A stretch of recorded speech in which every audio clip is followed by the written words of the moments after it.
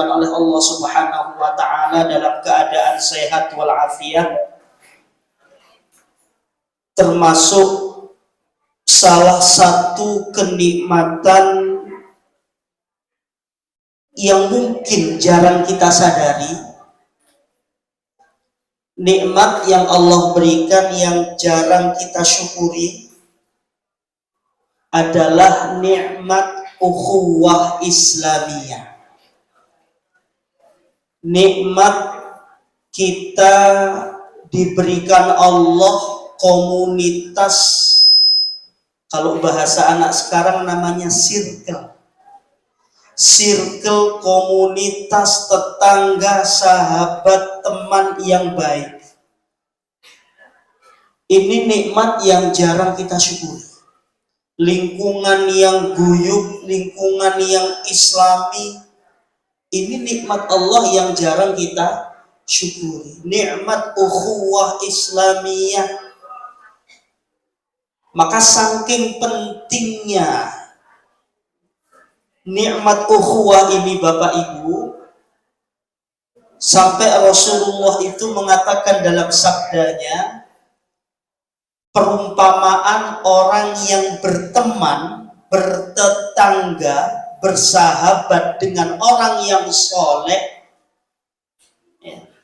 mathalu al-jalisis soleh, kata Nabi, seperti orang yang berteman dengan penjual parfum. Kalau kita punya tetangga jualan parfum, nggak beli parfumnya kena wanginya, ya, kecipratan wanginya. Itu namanya al-jalisus soleh. Teman, sahabat, tetangga, komunitas, circle yang soleh itu luar biasa. Lingkungan yang islami dekat masjid itu luar biasa.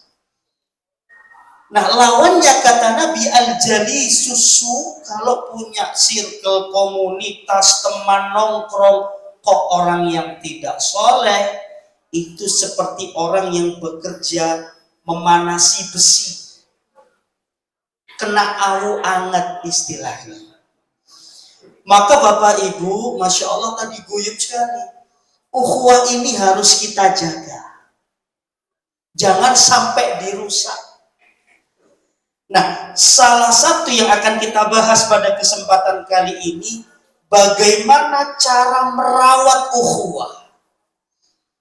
Bagaimana cara merawat circle atau komunitas yang soleh ini. Bagaimana cara merawat ukhuwah agar kita semakin rekat persaudaraan dan persahabatannya. Salah satunya adalah kalau di dalam konsep maqasid asy-syariah, syariat itu Allah turunkan kepada umat manusia, itu ada 5 tujuan utama. Salah satunya Bapak Ibu disebut dengan hifdzul irdi. Mari kita saling menjaga nama baik satu sama lain, menjaga kehormatan orang lain. Nah, ini yang penting. Kalau mau ukhuwahnya semakin erat, jangan sekali-kali kita mudah membuka aib, membuka kekurangan orang lain. Ada satu hadis Bapak Ibu, ini menarik untuk kita teladani. Hadis sahih yang diriwayatkan oleh Al-Imam Abu Dawud dan yang lainnya. Satu ketika, ini bagaimana contoh Nabi SAW untuk menjaga nama baik sahabatnya. Sebelum sholat maghrib, Nabi dan beberapa sahabat itu sedang duduk-duduk, kemudian sedang santai menyantap daging unta. Makan daging unta. Mohon maaf, di tengah-tengah makan daging unta,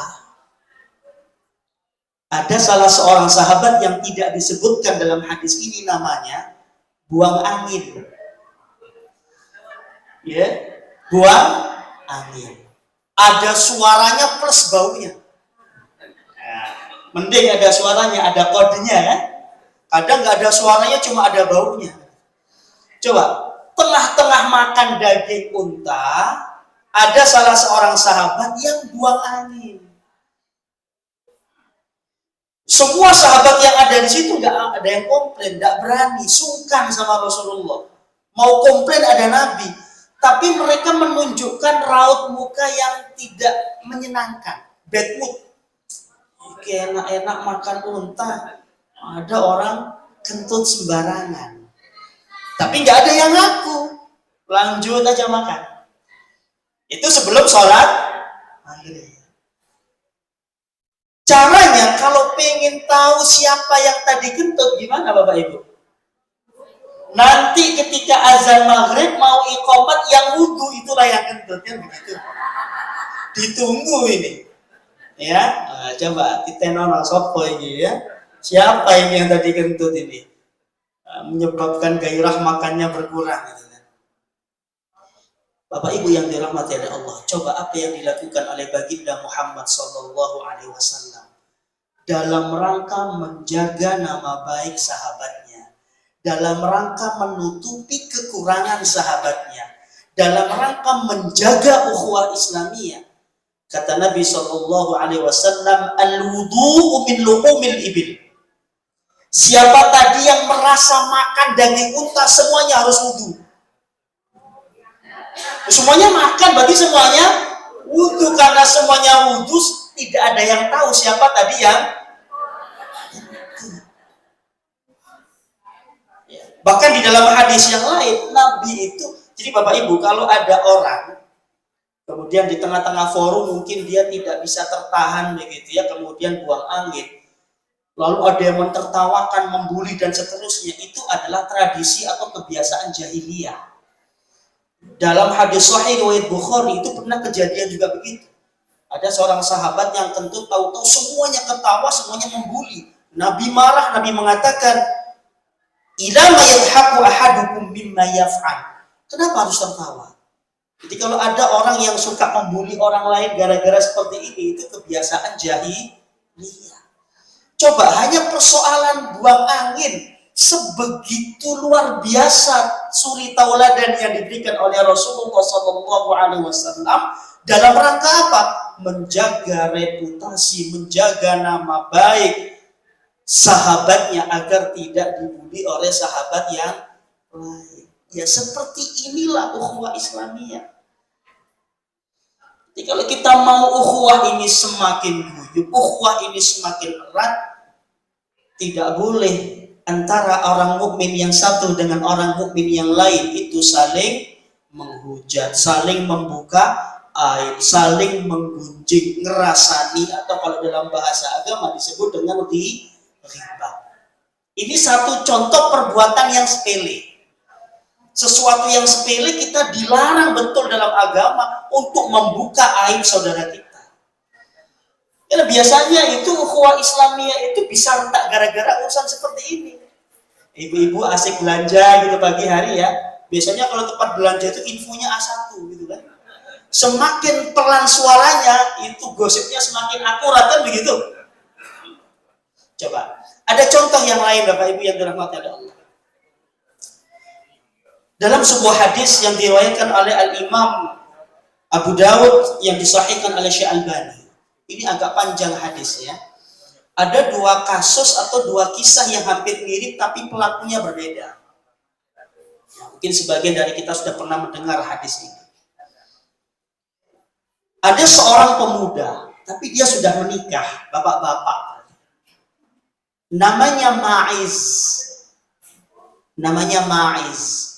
Ma'iz ini sudah pernah menikah, dia punya istri. Dalam hadis Abu Dawud ini, Bapak Ibu yang dirahmati oleh Allah, mohon maaf, si Ma'iz ini pernah berzina dengan seorang wanita. Padahal posisinya Ma'iz ini sudah menikah. Kalau dalam Islam, orang yang sudah pernah menikah atau sudah menikah kemudian dia berzina, apa sanksinya Bapak Ibu? Hukumannya apa? Dalam hukum Islam? Dirajam. Kalau belum menikah itu dicambuk 100 kali. Dalam Al-Quran dikatakan az-zaniyatu waz-zani fajlidu kulla wahidin minhuma mi'ata jaldah. Yang belum menikah dicambuk 100 kali. Ini dia sudah menikah. Kalau sudah menikah sanksinya itu dirajam. Dirajam itu dia dikubur setengah badan lalu dilempari batu sampai mati. Kasusnya Bapak Ibu, ada seorang bernama Ma'iz. Ma'iz ini berzina, lalu dia menyesal, dia ini bertaubat, datanglah kepada Rasulullah. Dalam hadis Abu Dawud dikatakan, Ma'iz mengatakan, ya Rasulullah, akim alayya kitab Allah. Wahai Rasulullah, aku telah berzina, padahal aku telah beristri. Tegakkan hukum Islam kepadaku, wahai Rasulullah. Artinya apa? Rajam aku. Rajam. Ketika Rasulullah mendengar pengakuan Ma'iz ini, Bapak Ibu, apa yang dilakukan Nabi? Yang dilakukan Nabi bukan bikin kamu berzina, astagfirullahaladzim, dosa besar, sini. Nabi itu tahu kalau Ma'iz ini berzina.